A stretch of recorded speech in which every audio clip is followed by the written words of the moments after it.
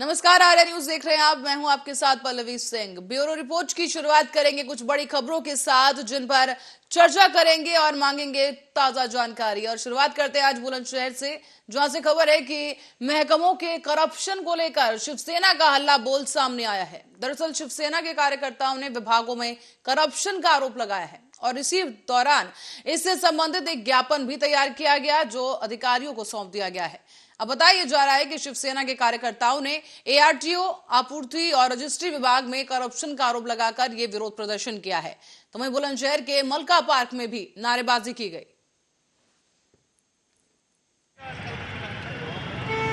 भ्रष्टाचार नहीं चलेगा। हर जुल्म की टक्कर से भ्रष्टाचार।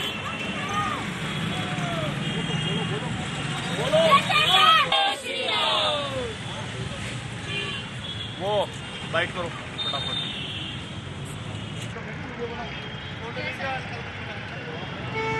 भ्रष्टाचार नहीं चलेगा। हर जुल्म की टक्कर से ऐसा है कि जब से भारतीय जनता पार्टी उत्तर प्रदेश में आई है, उस दिन से विभागों में मलाई का काम हो गया है। और जिस तरीके से भ्रष्टाचार छोटे से लेकर बड़े तक अधिकारी कर रहे हैं, खुल्लम खुल्ला पैसे ले रहे हैं। यहाँ तक कि मुख्यमंत्री के आदेश है उत्तर प्रदेश आदित्यनाथ योगी जी के कि किसी विभाग में संतोषजनक हर व्यक्ति का काम किया जाएगा, मगर उसके बावजूद भी चरम सीमा पर भ्रष्टाचार है। चाहे वो आईटी ऑफिस देख लो, चाहे पूर्ति अधिकारी देख लो, आप रजिस्ट्री ऑफिस देख लो, हर जगह पैसे दे के काम होता है। और जिन लोगों को आज सत्ता में बैठाया प्रतिनिधि, शहर के विधायक, कोई भी काम करने को तैयार नहीं है, क्या कहूँ, जनता की सुनवाई करने के लिए तैयार नहीं है। इसी को लेकर आज शिवसेना हल्ला बोल रही है और माननीय मुख्यमंत्री को उन्हें आगाह कर रही है और दिखा रही है कि आपके विभागों में कितना भ्रष्टाचार फैल रहा है। ऐसा है कि जब से भारतीय जनता पार्टी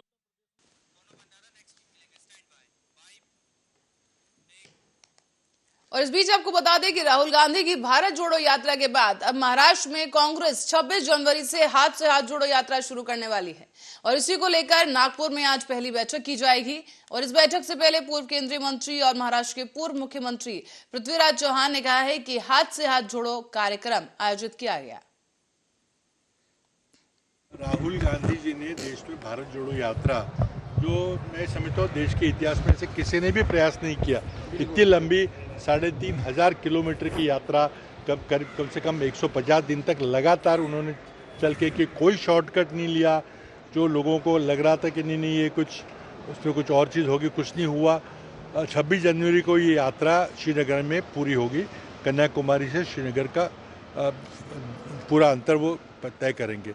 लेकिन इससे जो माहौल बना है, तो बहुत ज़्यादा माहौल बना है देश में, सिर्फ कांग्रेस में नहीं, लेकिन जो कांग्रेस के कार्यकर्ता नहीं है, जन आंदोलन संगठन है, उनके कई लोग और राजनीतिक दलों के लोग जुड़े हुए हैं। तो ये इसी को जो मोमेंटम बना हुआ है उसको आगे रखने के लिए दूसरा कार्यक्रम है, राज्य स्तर पे हम चलाएंगे, जो हाथ से हाथ जोड़ो कार्यक्रम है, जिसमें हम अंतिम घर तक पहुंचने की कोशिश करेंगे। कार्यक्रम 2 महीने चलेगा।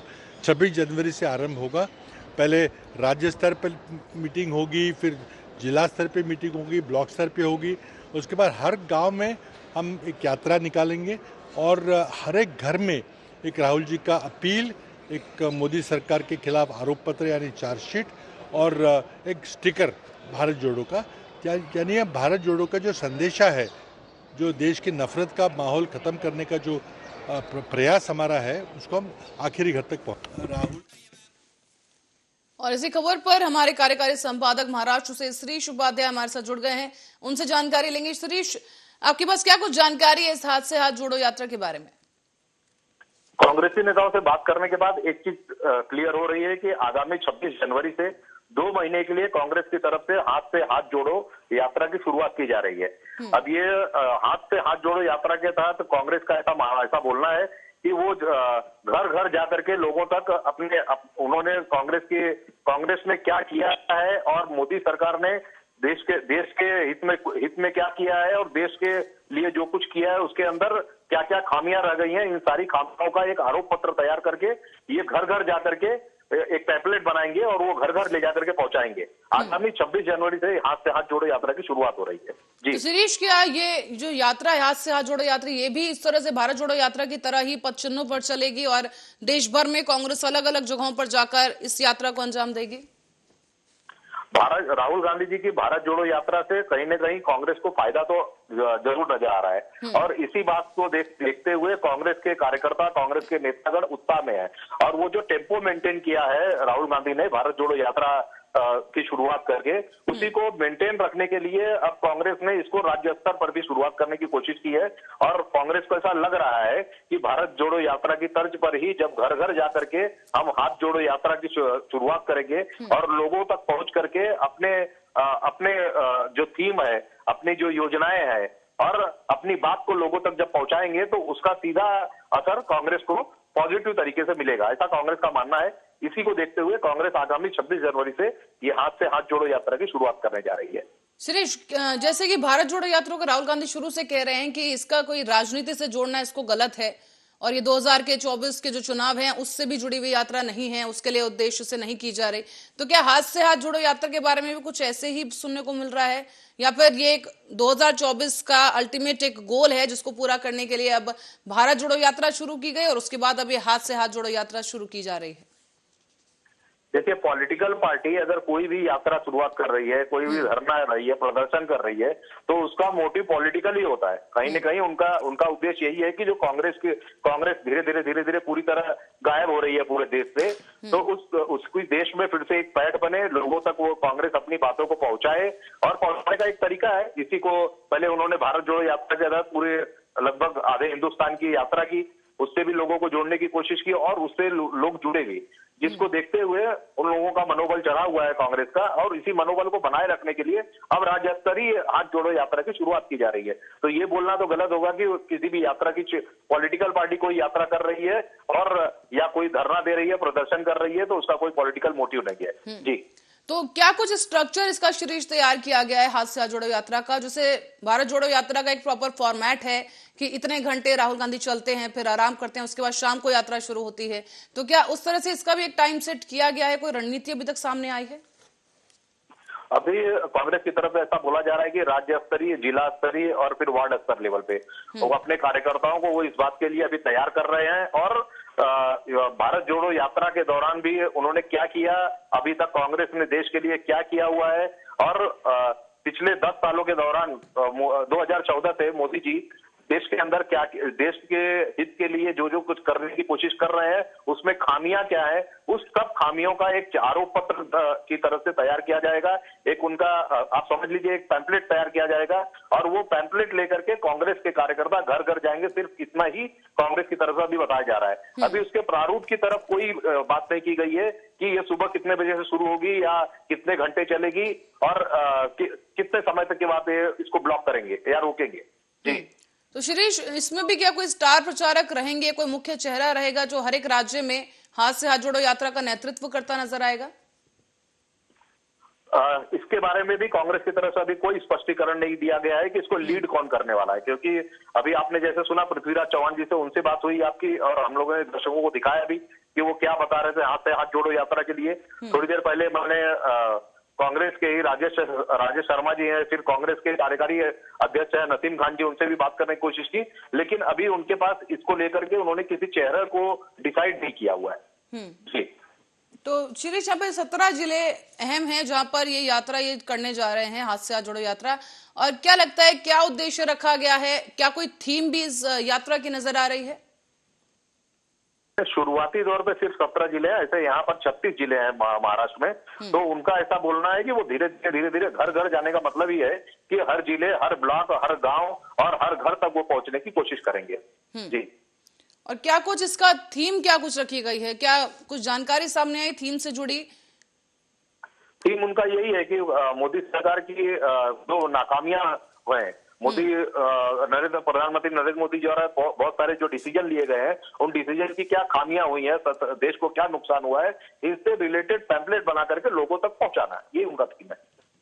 तो शिरीष, जैसे कि हमने देखा भारत जोड़ो यात्रा काफी बड़े स्तर पर शुरू की गई, एक थीम सॉन्ग भी लॉन्च किया गया, तो क्या हाथ से हाथ जोड़ो लॉन्च करने को लेकर भी कोई बड़ा कार्यक्रम होगा? क्या कुछ जानकारी इस कार्यक्रम से जुड़ी आपके पास? अभी बहुत बेसिक जानकारी हमारे पास ये है कि ये लोग 26 जनवरी से इस तरह की हाथ से हाथ जोड़ो यात्रा की शुरुआत कर रहे हैं। इसका पूरा प्रपोजल ना तो कांग्रेस पार्टी की तरफ से बताया जा रहा है, ना अभी तक किसी पत्रकार से इन्होंने इस संदर्भ में सिर्फ पृथ्वीराज चौहान जी ने अभी बात की है कि हम लोग हाथ से हाथ जोड़ने की यात्रा शुरुआत करने जा रहे हैं, जिसके तहत आरोप पत्र बनाएंगे मोदी जी के खिलाफ और वो घर घर तक पहुंचाएंगे। बस यही थीम अभी तक लोगों तक पहुंची हुई है। यानी कि काफी स्ट्रैटेजी के हिसाब से, रणनीति के हिसाब से कांग्रेस काम कर रही है। और 26 जनवरी को ही क्या एक बड़ा रेवलेशन होगा कि यहाँ पर सारी छोटी छोटी जानकारी कांग्रेस की तरफ से दी जाएगी जनता को? क्या अनुमान लगाया जा रहा है कि 26 जनवरी को सब कुछ पिक्चर जो है साफ हो पाएगी? 26 जनवरी को अगर उनको हाथ से हाथ जोड़ो यात्रा की शुरुआत करनी है तो उससे पहले ही कहीं ना कहीं कभी बीच में ही उनको पत्रकारों के माध्यम से या और भी जो जरिए है उस और भी जो माध्यम है लोगों को बताने के, उन सारे माध्यमों पर जाकर के लोगों को बताना तो पड़ेगा ना कि ये हाथ से हाथ जोड़ो यात्रा क्या है। पर श्रीज, इससे पहले भी ये यात्रा शुरू होने वाली थी, लेकिन उसे पोस्टपोन करना पड़ा। 5 जनवरी इसके लिए डेट जो है निर्धारित की गई और अब 26 जनवरी को यात्रा शुरू होने जा रही है। क्या लगता है कि 26 जनवरी के लिए पार्टी तैयार है यात्रा को शुरू करने के लिए? पार्टी की तरफ से ऐसा ही बोला जा रहा है कि 26 जनवरी से हाथ जोड़ो यात्रा की शुरुआत की जाएगी, तो हम यही मान करके चलें कि पार्टी की तैयारियां होंगी। जी श्रीश, बहुत बहुत धन्यवाद आपका इस अहम जानकारी के लिए।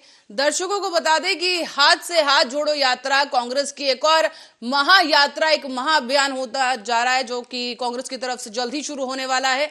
इससे पहले भारत जोड़ो यात्रा का आगाज किया गया, जहां पर राहुल गांधी कन्याकुमारी से लेकर जम्मू कश्मीर तक इस यात्रा को लेकर चल पड़े हैं, जहां पर एक निर्धारित समय राहुल गांधी चलते हैं यात्रा में, फिर आराम करते हैं। और ऐसा करते हुए राहुल गांधी अब तक 12 राज्यों में अपनी इस यात्रा को लेकर जा चुके हैं और ये संख्या लगातार बढ़ती जा रही है।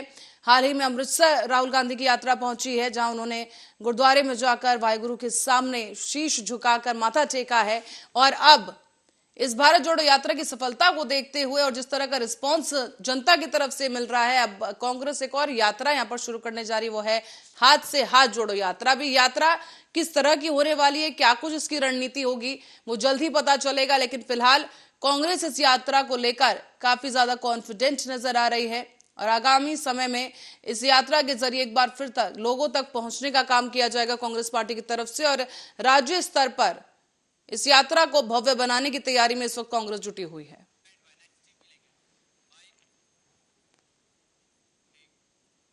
और अब आगरा की ओर रुख करेंगे, जहां घने कोहरे की वजह से ताजमहल का दीदार करने आने वाले पर्यटकों को परेशानी हो रही है। दरअसल कोहरे में ताजमहल दिखाई नहीं दे रहा और इसी बीच दोपहर में 2:15 बजे के आसपास ताजमहल को पर्यटकों का प्रवेश बंद कर दिया गया है, क्योंकि ऐसे में 4 घंटे तक ताजमहल में पर्यटकों का प्रवेश नहीं हो सकेगा। दरअसल बताया जा रहा है कि गुयाना के राष्ट्रपति डॉक्टर मोहम्मद इरफान अली बुधवार को आगरा आ रहे हैं और वो ताजमहल का दीदार करेंगे, जिसके तहत सुरक्षा के लिहाज से ताजमहल को आम पर्यटकों के लिए कुछ देर के लिए बंद रखा गया। और इसी के साथ ही गुयाना के जो राष्ट्रपति यहाँ पर दीदार करने पहुंचेंगे, उनको लेकर खास तैयारियां भी आगरा में इस वक्त की गई हैं। और खास तौर पर जो ताजमहल है, जिसकी तस्वीरें भी हम आपको दिखा रहे हैं इस वक्त, ताजमहल को इस वक्त यहाँ पर चाक चौबंद सुरक्षा वहां पर देखने को मिल रही है। आम पर्यटकों के लिए उसे बंद किया गया है और इसी के साथ ही सुरक्षा के लिहाज से पुलिस भी इस वक्त चाक चौबंद तरीके से यहाँ पर मौजूद है। और इसी खबर पर अजय यादव हमारे ब्यूरो चीफ आगरा से हमारे साथ जुड़े हैं, उनसे जानकारी लेंगे। अजय, आपसे जानना चाहेंगे कि क्या कुछ तैयारियां, व्यवस्थाएं आपके सामने हैं वहां पर? देखिए, आपको बताना चाहेंगे आज ताजमहल करीबन 4 घंटे पर्यटकों के लिए बंद रहेगा, क्योंकि यहाँ गुयाना के राष्ट्रपति ताजमहल का दीदार करेंगे, जिसको लेकर काफी तैयारियां की जा रही हैं। और यह तैयारियां 2 बजे से ही पर्यटकों को प्रवेश बंद कर दिया जाएगा। ताजमहल देखने के लिए गुयाना के राष्ट्रपति डॉक्टर मोहम्मद इरफान अली पहुंचेंगे, जो 4:15 पर ताजमहल में एंट्री करेंगे और करीबन 6:30 बजे तक यह कार्यक्रम चलेगा। और उनके ताजमहल में पहुंचने से पूर्व पहले ही सुरक्षा व्यवस्था पूरी कर ली गई है। उसको लेकर प्रशासन में काफी अलर्ट है तो तैयारियों को लेकर। जी तो अजय, उनके आगमन को लेकर क्या विशेष तैयारियां की गई हैं और एयरपोर्ट से लेकर जो वो ताजमहल तक पहुंचेंगे, इस बीच क्या कुछ खास इंतजाम किए गए हैं पुलिस की तरफ से या प्रशासन की तरफ से? ताजमहल को लेकर पूरा राष्ट्रपति पहुंचेंगे, उनको सुरक्षा के लेकर मद्देनजर रखते हुए पुलिस प्रशासन ने तैयारी कर ली गई है। जो वीआईपी रूट है खीरिया मोड़ से लेकर ताजमहल तक, उसका सुरक्षा व्यवस्था जगह जगह पूरा कर लिया गया है। और जहाँ 2 बजे के करीबन ताजमहल में टिकट का एंट्री बंद कर दी जाएगी पर्यटकों को लेकर भी 2 बजे से, क्योंकि 4:15 बजे करीबन गुयाना के राष्ट्रपति ताजमहल में एंट्री करेंगे, जिसको लेकर पूरी सुरक्षा कर ली गई है। जी तो अजय, क्या ये जो जिस तरीके से यहाँ पर ताजमहल में आम पर्यटकों के लिए इस वक्त एंट्री बंद की गई है, कि ऐसी कोई पहले भी सूचना पर्यटकों को दी गई थी? और क्योंकि विदेशी पर्यटक भी ताजमहल में बहुत पहुंचते हैं दीदार करने के लिए, तो उनके लिए क्या कुछ इंतजाम है रुकने के लिए या किसी तरह के ऐसे इंतजाम? देखिए, ताजमहल के पर्यटकों के लिए पहले ये आदेश जारी के लिए 2 बजे के बाद पर्यटक है उनके लिए टिकट बंद कर दी जाएगी, जिससे 2 बजे से पहले जो पर्यटक है वो ताज का दीदार कर सकेंगे। 2 बजे से पहले आपको बता दें, लेकिन 2 बजे के बाद टिकट बिक्री बंद कर दी जाएगी। और जब 4 बजे तक ताजमहल पूरा एक तरह से पर्यटक नहीं रहेंगे, सिर्फ गुयाना के राष्ट्रपति ताजमहल में रहेंगे। जी तो अजय, गुयाना के राष्ट्रपति की क्या एक सुरक्षा टीम भी क्योंकि हर बार होती है, तो क्या वो भी उनके साथ आएगी ताजमहल के दीदार के दौरान? जी बिल्कुल, सुरक्षा की बात की जाए तो गुयाना के राष्ट्रपति की पूरी सुरक्षा रहेगी, एम्बेसी रहेगी, पूरी सुरक्षा रहेगी, आगरा का पुलिस प्रशासन रहेगा, सारी चीजें सुरक्षा चाक चौबंद कर ली गई है, जिससे किसी की तो अजय, जो ताजमहल के आसपास का जो इलाका है वहां पर पार्किंग को लेकर जो समस्या यहाँ पर देखते हैं लोग, और भीड़ क्योंकि लोगों की जमा होती है, उसके लिहाज से पुलिस की तरफ से क्या व्यवस्थाएं हैं? क्या सारे इंतजाम हो चुके हैं या अभी भी लास्ट मिनट का कुछ चल रहे हैं इंतजाम, तैयारियां हो रही हैं? तैयारियां अभी भी चल रही है, क्योंकि पुलिस प्रशासन और जिला प्रशासन दोनों अपनी ओर से तैयारी कर रहे हैं। पुलिस सुरक्षा को लेकर पूरा बंदोबस्त कर रही है और जगह जगह अपना पॉइंट चिन्हित कर लिए गए हैं, क्योंकि खेरिया मोड़ से लेकर ताजमहल तक करीबन 8 से 10 किलोमीटर का रूट है, तो उस पर पुलिस पूरा चप्पे चप्पे पर रहेगी। और जिला प्रशासन भी अपनी रोड और पार्किंग को लेकर पूरा एक तरह से क्लियरेंस लेके चलेगा कि किसी भी तरह की कोई भी असुविधा न हो जब राष्ट्रपति आगरा पहुंचा और ताजमहल देखने की पहुंचा। जी तो अजय, क्या राष्ट्रपति के साथ और भी कोई पहुंच रहे, क्या और भी कोई बड़े मंत्री या कोई आला अधिकारी उनके साथ होंगे इस टीम में ताजमहल के दौरे के दौरान? अभी तक तो यही जानकारी कि राष्ट्रपति गुयाना के राष्ट्रपति पहुंचेंगे, लेकिन अभी मंत्री की बात की जाए तो इस तरह का अभी कोई आदेश नहीं है अगर मंत्री को लेकर। ठीक है अजय, और क्या कुछ जानकारी है, क्योंकि ये दौरा काफी खास होने जा रहा है। यहाँ पर गुयाना के राष्ट्रपति भारत पहुंच रहे हैं, वो आगरा पहुंचेंगे और कुछ ही देर में ताजमहल का दीदार भी करेंगे, तो और क्या कुछ विशेष तैयारी यहाँ पर की गई है? क्या रास्तों में साज सजावट भी देखने को मिलेगी? जी बिल्कुल, रास्ते में सड़क में अगर सुरक्षा से मद्देनजर सारी चीजें हैं, उसको जहाँ गड्ढे थे वो गड्ढे बिल्कुल एकदम सड़क को नई टावर के साथ बनाया जा रहा है, क्योंकि फरवरी में G20 समिट ही होने वाला है, तो इसके लिए पहले से ही आगरा में पूरी तरह से तैयारियां की जा रही हैं। तो विशेष तौर पर भी आज कहें तो आज काफी हद तक तैयारी की जा रही है आगरा में उसको लेकर। जी अजय, पर अजय क्योंकि ठंड जो है, सर्द हवाएं हैं, तापमान में भी लगातार गिरावट बनी हुई है और कोहरे की वजह से विजिबिलिटी इस वक्त काफी कम है, तो आज आगरा में किस तरह का मौसम देखने को मिल रहा है? देखिए, आगरा में करीबन सुबह से कोहरा काफी था, करीबन 10-11 बजे तक कोहरा रहा है, क्योंकि सुबह जब पर्यटक ताजमहल में पहुंचे थे तो वहाँ उनको करीबन 50 मीटर से ताजमहल दिखाई नहीं दे रहा था कोहरे की वजह से। ताजमहल को पूरा आगोश में लिया गया था, पर्यटक एकदम अचानक से ताजमहल और इसको लेकर पर्यटक बड़े मायूस भी नजर आए, क्योंकि वो सेल्फी भी लेना चाह रहे थे, तो लेकिन सेल्फी में उनके ताजमहल आ नहीं रहा था, क्योंकि कोहरा इतना था, ठंड इतनी थी कि सड़कों पर भी नजर नहीं आ रहा था कुछ भी।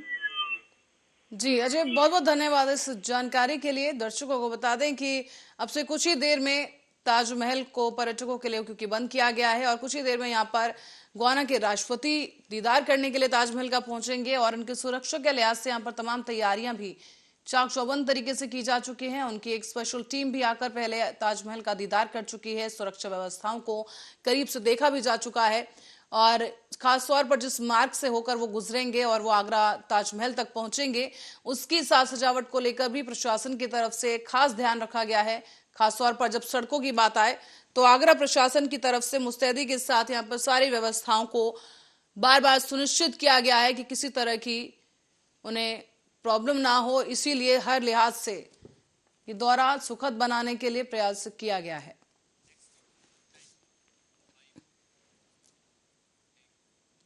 और इस बीच पहाड़ी इलाकों में हो रही लगातार बर्फबारी की वजह से उत्तर प्रदेश के मैदानी इलाकों में भी तापमान में गिरावट दर्ज की जा रही है। इस बीच प्रयागराज की अगर बात करें तो तापमान जो न्यूनतम है वहां पर वो 8 डिग्री सेल्सियस तय किया गया और जबकि अधिकतम तापमान वो 14 डिग्री सेल्सियस दर्ज किया गया है। कड़ाके की इस ठंड के बीच और शीतलहर और भीषण कोहरे के चलते लोगों का जीवन भी अस्त व्यस्त हो चुका है। अस्पताल में बुजुर्ग और बच्चे भी भर्ती होने लगे हैं। जो मरीजों का सिलसिला है लगातार बढ़ रहा है और डॉक्टर्स के मुताबिक ज्यादातर जो मरीज हैं वो कोल्ड स्ट्रोक या हार्ट अटैक के कारण भर्ती हो रहे हैं। ऐसे में लोग अपने आप को इस ठंड से बचा कर रखें और पूरे शरीर को ढककर निकलें। इसी तरह की अपील डॉक्टर्स की तरफ से की जा रही है। सलाह लगातार लोगों को दी जा रही है कि ठंड में बचाव करें। देखिए, इस ठंड में जो सबसे ज़्यादा जो नुकसान होता है वो उन मरीजों का होता है जो पहले से ब्लड प्रेशर या शुगर से पीड़ित हैं या सांस के मरीज हैं, और अगर उनकी उम्र ज़्यादा है, स्पेशली बुजुर्ग लोग सबसे ज़्यादा पीड़ित होते हैं। जो एकाएक इस समय जो हॉस्पिटल में मरीजों की संख्या बढ़ी है वो दिल हार्ट अटैक के मरीज बहुत आ रहे हैं और ब्रेन स्ट्रोक के मरीज बहुत आ रहे हैं। बहुत से बुजुर्ग पता चला कि वो रात में सो रहे हैं और सुबह उठे तो उनका आधा अंग या एक तरफ का उनका बॉडी वो फालिस मारा हुआ आ रहा है, जिसे हम लोग ब्रेन स्ट्रोक कहते हैं। तो ठंडी में हार्ट अटैक और ब्रेन स्ट्रोक के केसेस बहुत तेज़ी से बढ़ जाते हैं। इस समय आईसीयू में अति गंभीर मरीज इन्हीं बीमारियों के आ रहे हैं। कुछ सांस से ग्रसित मरीज आ रहे हैं जो पहले से दमा के या सीओपीडी के मरीज हैं, उनको भी सांस लेने में बहुत दिक्कत हो रही है क्योंकि बहुत ज़्यादा ठंडक है। ठंडक ज़्यादा होने की वजह से 2 बड़े परिवर्तन हमारे बॉडी में आते हैं। पहला तो सबसे ज़्यादा कि हमारी जो खून की नसें हैं वो पतली हो जाती हैं, सिकुड़ जाती हैं, जिसको कि वैसोकॉन्स्ट्रिक्शन कहते हैं। दूसरा, ठंड होने की वजह से हमारी सांस की नलियाँ भी सिकुड़ती हैं, जिसकी वजह से तेज़ी से दमा या सांस के मरीजों की संख्या बढ़ जाती है, उन्हें सांस लेने में दिक्कत होने लगती है। जब हमारी खून की नसें सिकुड़ती हैं तो इनके सिकुड़ने की वजह से ब्लड प्रेशर और बढ़ता है, हार्ट को और ज़्यादा ब्लड पंप करना पड़ता है, हार्ट को और ज़्यादा उसकी गति बढ़ जाती है। इस वजह से ठंडी के समय में हार्ट अटैक के केसेस बढ़ जाते हैं। बिल्कुल वैसे ही ब्लड प्रेशर बढ़ने का जो सबसे बड़ा साइड इफेक्ट होता है वो हमारे। कितनी ठंड है और किस तरह से आप ये अपने आप को गर्म कर रहे हैं? देखिए, चाय तो पी रहे हैं सर, आपके सामने ही है, और ठंड है पिछले 4-5 दिन से लगातार जो है बहुत तेज़ी से ठंड है। बच्चों को भी तकलीफ़ हो रही है और किसी तरह मैनेज किया जा रहा है इसी ठंड में। हम लोग भी जगह जगह रुक के चाय पी रहे हैं। अब जगह यह है कि चाहे जॉब करनी है, बाहर करनी है, दौड़ना है, भागना है, तो भाई चाय से गर्मी लिया जा रहा है। तो बहुत ज़्यादा ठंड है, कोहरा बहुत है। कोहरा आज 2 दिन बाद जो है कोहरा काफ़ी आया है, गलन काफ़ी है।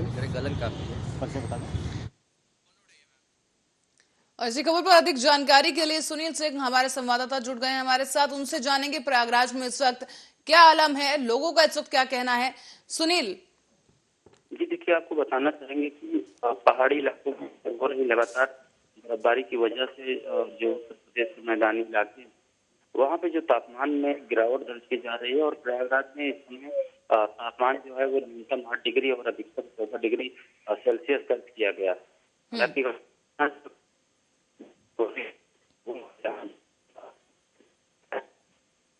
सुनील, इसमें देखा जा रहा है कि जो अस्पताल हैं उसमें मरीजों की संख्या भी क्योंकि लगातार बढ़ रही है, ठंड की वजह से जो सांस लेने में समस्याएं होती हैं उसके मरीज सबसे ज्यादा है वहां पर, उनकी क्या स्थिति है वो आपसे जानना चाहेंगे।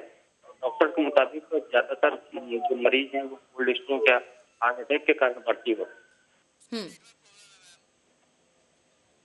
तो सुनील, आए दिन औसतन कितने मरीज वहां पर भर्ती हो रहे हैं सर्दी की इन समस्याओं से जुड़े हुए?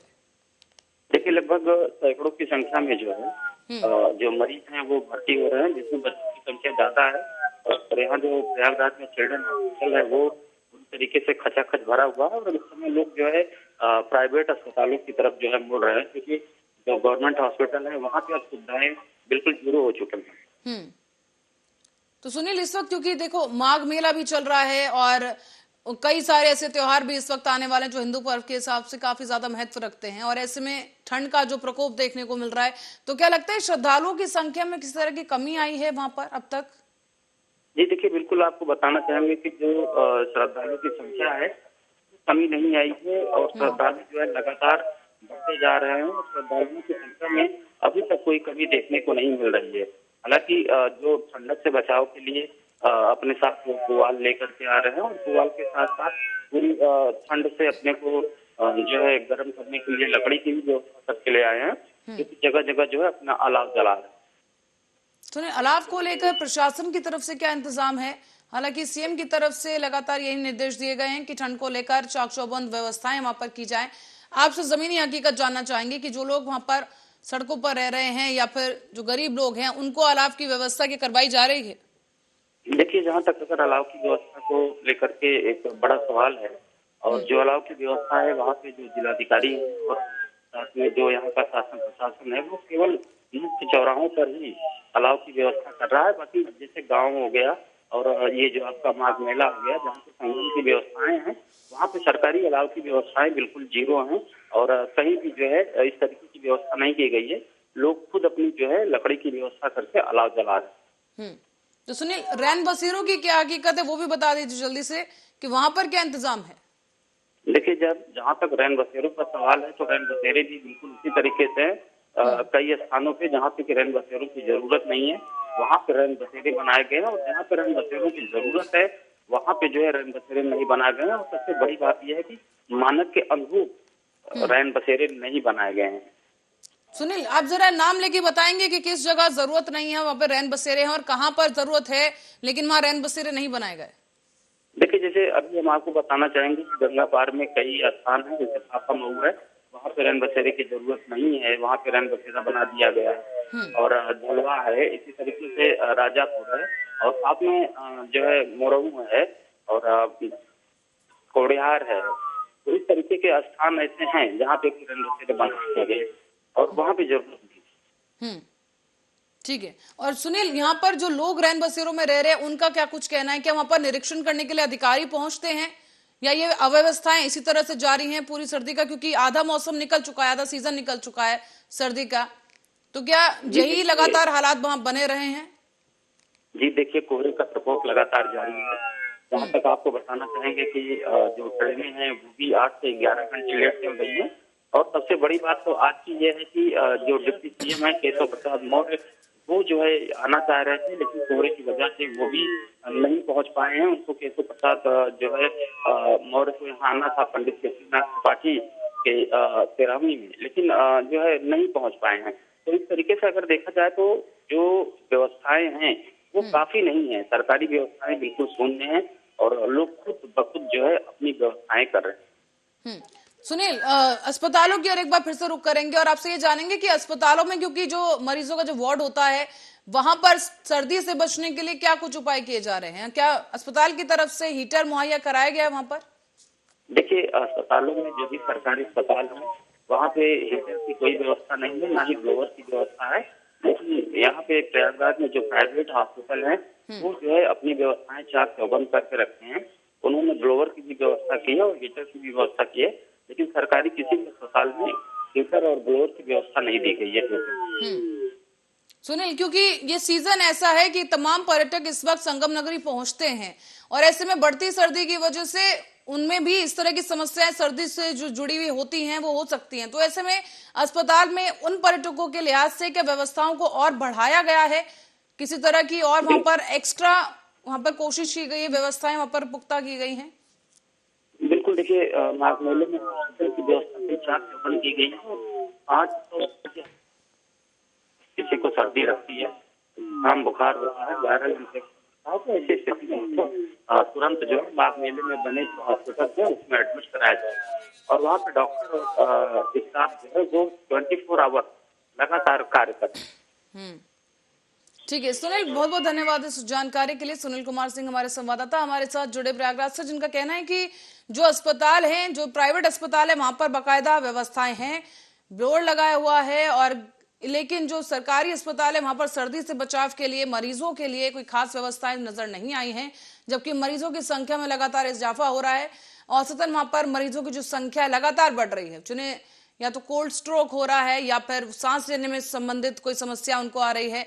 और क्योंकि सर्दी का जो स्तर है वो लगातार इस कदर बढ़ रहा है कि लोगों को वहां पर काफी समस्याओं का सामना करना पड़ रहा है। इस वक्त उन्होंने रैन बसेरों की भी बात यहाँ पर करी कि रैन बसेरों में जो व्यवस्थाएं होनी चाहिए थी उस लिहाज से वहां पर व्यवस्थाएं नहीं है, जिससे लोगों को खुद ही अलाव की व्यवस्था कर आग ताप कर किसी तरह से गुजर बसर करना पड़ रहा है। पर्यटकों की संख्या में भी कोई कमी नहीं है, क्योंकि माघ मेले के चलते वहां पर हजारों लाखों की संख्या में श्रद्धालु भी पहुंच रहे हैं संगम नगरी में। लेकिन इस लिहाज से जो अस्पतालों की हकीकत सामने आई वो वाकई चौंकाने वाली है और परेशान कर देने वाली है, क्योंकि ऐसे में अगर पर्यटकों की जो मरीज हैं, जो उनमें अगर पर्यटकों की संख्या बढ़ जाती है तो फिर अस्पताल के ऊपर बहुत बड़ी एक जिम्मेदारी हो जाती है। अगर वहां पर व्यवस्थाओं को अभी भी ठीक नहीं किया गया तो एक बड़ी समस्या यहां बन सकती है, खासतौर पर पर्यटकों के लिए।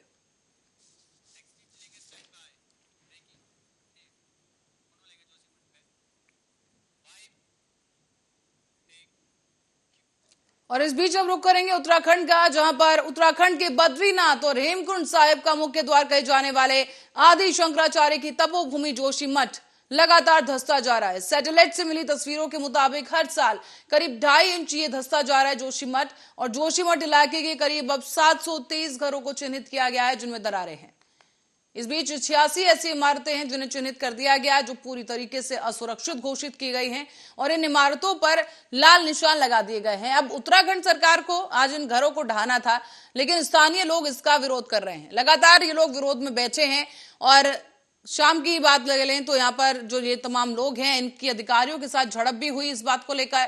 खराब मौसम के चलते भी समस्या अब कुछ ज्यादा बढ़ गई है, जहां स्थानीय लोगों में विरोध का माहौल देखने को मिला है। जोशीमठ के मल्हारी होटल में मालिक जो हैं उनके वो सरकार के फैसले का विरोध करते हुए अपने ही परिजनों के साथ धरने पर बैठ गए हैं। वो होटल के गिराए जाने का विरोध करते हुए सरकार से अब मुआवजे की मांग कर रहे हैं। और इसी खबर पर अधिक जानकारी के लिए हमारे साथ जुड़े हमारे सहयोगी शुभम तिवारी, उनसे जानेंगे क्या कुछ माहौल इस वक्त है। शुभम, यहाँ पर लोगों का विरोध, यहाँ पर प्रशासन को झेलना पड़ रहा है, वहां होटल गिराने को लेकर मुआवजे की मांग की जा रही है, क्या कुछ जानकारी आपके पास है? अभी जो खबरें आ रही हैं, पहला सवाल यह है कि कल से जब 2 होटलों को सुप्रीम कोर्ट ने जारी किया कि इसको गिरा दिया जाए, तब से उन दोनों मालिकों ने विरोध दर्ज कराया। उनका कहना है कि सरकार बिना मुआवजे के हमको यहाँ से कैसे हटा सकती है, जबकि सुप्रीम कोर्ट ने और मामलों में कहा है कि बिना मुआवजे लिए किसी को नहीं हटाया जा सकता। तो इसलिए उन लोगों का, उन होटल मालिकों का विरोध है। और तमाम जो लोग वहाँ हैं जिनको बसाने की बात हो रही है कि वहाँ से हटाया जाएगा, उन लोगों का विरोध बड़े पैमाने पे हो रहा है। जिस दिन से सरकार ने चिन्हित किया है और जो गिराने वाली टीम वहाँ गई है, एनडीआरएफ की या एसडीआरएफ की जितनी भी टीमें वहाँ भेजी गई हैं, चाहे सेंटर से जो टीमें गई हैं, उसका लगातार विरोध हो रहा है लोगों का। और उनमें ये कहने का वहाँ लोगों का मतलब ये कि यदि सरकार हमको यहाँ से हटाती है तो पुनर्वास के लिए सरकार ने क्या व्यवस्था की है। जिन्होंने अपनी जिंदगी की पूरी पूंजी घर में लगा दिया, यदि उनको अपने अंतिम समय में उस आशियाने को छोड़ के जाना पड़े तो वो उसी का विरोध है जो सड़कों पे नजर आ रहा है। और शुभम, यहाँ सबसे बड़ा सवाल इस वक्त ये भी खड़ा हो रहा है शुभम की जो होटल गिराए जाने की जो प्रक्रिया है उसे किस तरह अंजाम दिया जाए, क्योंकि यहाँ पर जेसीबी मशीन लेकर वो आ गए, लेकिन कहा जा रहा है कि जेसीबी की जो मार है वो जगह इतनी फ्रेजाइल हो चुकी है कि वो सह नहीं पाएगी, तो अब ड्रिलिंग मशीन का इस्तेमाल किया जाएगा। इसको लेकर क्या अपडेट है आपके पास कि अब किस तरीके से ये होटल गिराने की प्रक्रिया को अंजाम दिया जाएगा? होटल गिराने की प्रक्रिया जो आप बोल रहे हैं वो कल से ही शुरू हुई है और सरकार लगातार, और जो टीमें जा रही हैं, और आप देखेंगे कल जल शक्ति मंत्री उमा भारती भी गई थी वहां देखने के लिए, जायजा लेने के लिए। तो वहां की स्थितियां इतनी विकराल हो गई हैं कि उसमें जो गिराने की प्रक्रिया वो धीरे धीरे जटिल होती जा रही है। लगातार भूस्खलन बढ़ता जा रहा है, दरारें ज्यादा बढ़ती जा रही हैं। तो सरकार को कहीं ना कहीं, सारे लोगों को, प्रशासन को ये सबसे बड़ी चुनौती है कि उन होटलों को वो गिराए कैसे। लेकिन वहीं दूसरी तरफ सवाल है कि यदि वो होटल गिराए जा रहे हैं तो जो पावर प्रोजेक्ट चल रहे हैं एनटीपीसी का या तमाम जो उसके जोशीमठ से चल रहे हैं, उनको क्यों नहीं रोक लगाया जा रहा है। अभी पिछले दिन देखेंगे तो वो पिछली रात की रिपोर्ट है कि सारे एनटीपीसी के जो पावर प्रोजेक्ट चल रहे हैं, पहाड़ों को तोड़ने का काम जारी है। तो एक तरफ तो ध्वस्तीकरण का काम हो रहा है, लेकिन दूसरी तरफ इतनी विकट स्थिति में उसको रोक नहीं लगाया जा रहा है।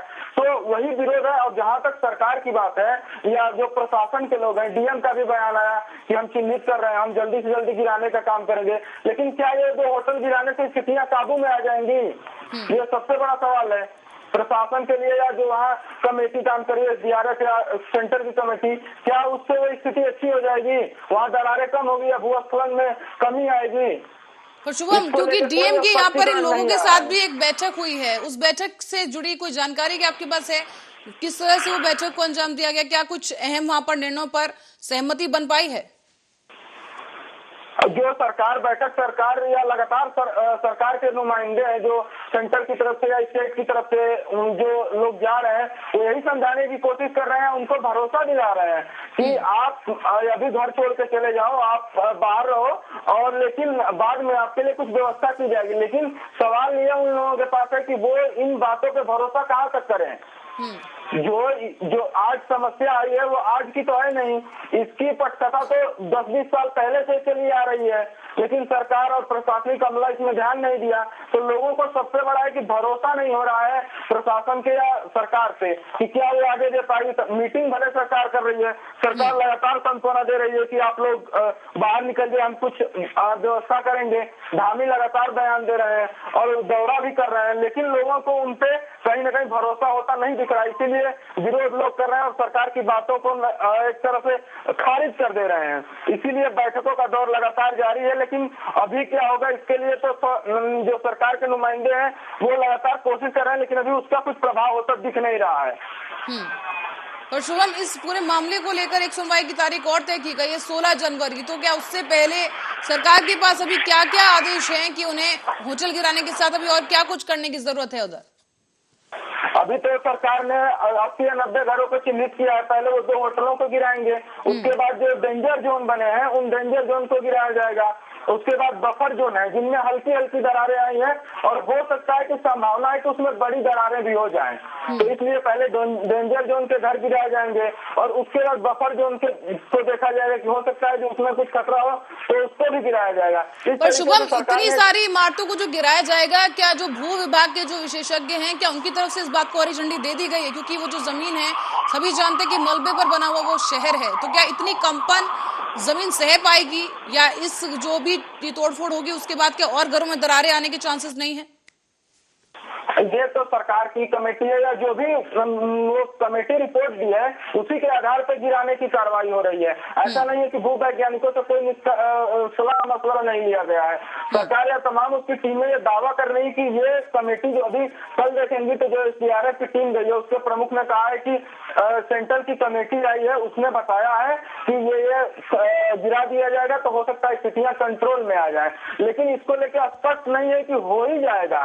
ये तो एक तरह से किया जा रहा है कि हो सकता है इससे कुछ कम हो जाए, लैंडस्लाइड कम हो, क्योंकि बड़ी बड़ी मकाने हैं, तो इस वजह से एक तरह से देखा जाएगा कि उनकी रिपोर्ट के बाद ही सरकार कुछ काम करे। ऐसा नहीं है कि तत्कालीन कोई निर्णय हो जा रहा है। यदि होना होता तो पिछले 5 दिनों से होता, तत्काल कार्रवाई होती, लेकिन कहीं न कहीं पूरा सरकार सोच विचार के उसमें एक कदम आगे बढ़ा रही है, क्योंकि जितना लोगों के रहने का सवाल है उससे बड़ा सवाल वो हिंदुत्व के लिए है।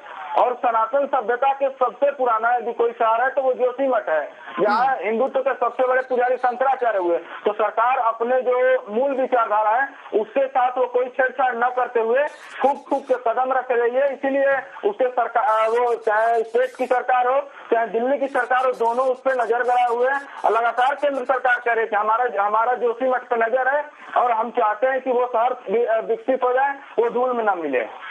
और शुभम, यहाँ पर क्योंकि जो होटल के मालिक है उनकी तरफ से यही आरोप लग रहा है सरकार पर कि हमें कोई नोटिस नहीं दिया गया इस होटल को गिराने से पहले, और अब वो मुआवजे की मांग पर अड़े हुए हैं। यहाँ पर बारिश भी हुई है जोशीमठ में रात को, तो इस लिहाज से सरकार के लिए कितनी बड़ी चुनौती हो जाता है इन लोगों का जो विरोध है उसे शांत करना। सरकार के लिए सबसे बड़ी चुनौती है कि यदि सरकार को गिराना था तो उसको नियमबद्ध तरीके से गिराना था, उनको नोटिस दे देना था पहले कि आपके घर गिराए जाएंगे। होटल मालिक तो सीधे तौर पे मीडिया के सामने आकर वो बोल रहे हैं कि हमारा होटल गिरा दिया जाए। यदि जनता के हित की बात है तो गिरा दिया जाए, लेकिन हमारे मुआवजे का क्या होगा, जो हमने इसमें पूंजी लगाई है उसका क्या होगा? सरकार उसका मूल्यांकन करे, या तो कहीं हमें दूसरे जगह जमीन दे दे या इस जो पूरा हमारा खर्च लगा है उसका मुआवजा दे दे।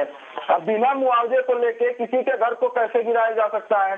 जबकि सरकार ने इस पर ठोस कोई भी कदम नहीं उठाया या कोई उसका बयान नहीं आया है कि जो होटलों को हम गिराएंगे उसको किस लिहाज से हम मुआवजा देंगे, मुआवजे की राशि क्या होगी, या मूल्यांकन तक नहीं हुआ है। तो उनका विरोध उसी बात को लेके है।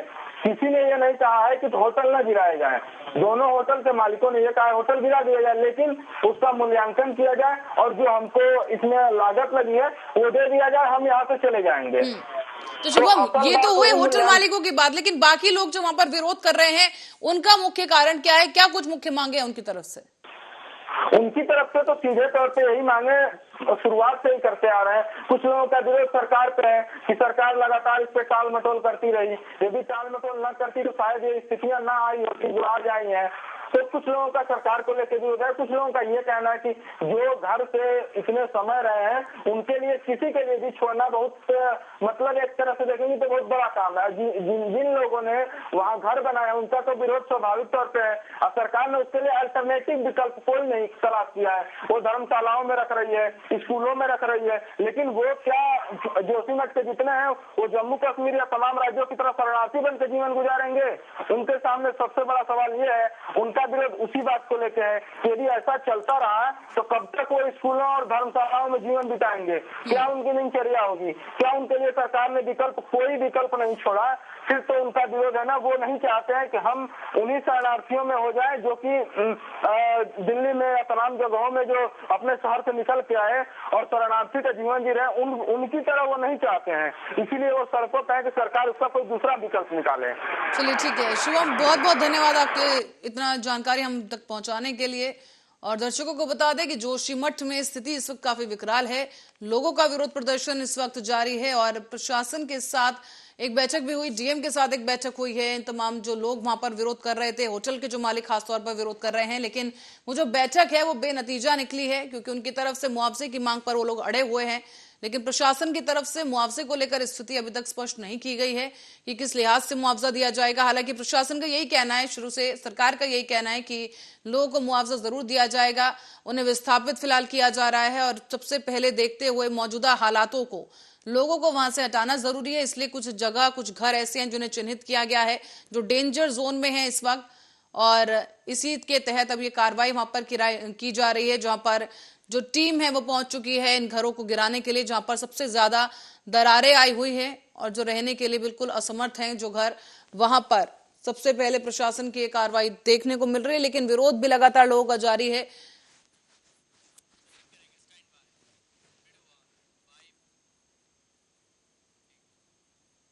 और इसी के साथ ही ब्यूरो रिपोर्ट में आज के लिए इतना ही। देश और दुनिया की तमाम खबरों के लिए आप देखते रहिए आर्या न्यूज।